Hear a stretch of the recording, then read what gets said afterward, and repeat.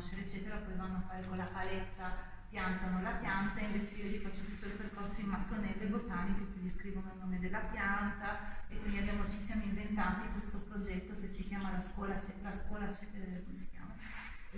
in natura, e abbiamo convenzionato diverse scuole di Trieste, e l'idea è di creare un po' un orto botanico allargato tra scuola e scuola, cioè ognuno delle scuole che ha un giardino fa un piccolo orto botanico con queste targhette, e loro i bambini sono tutti contenti, ed è da là che un po' partiamo.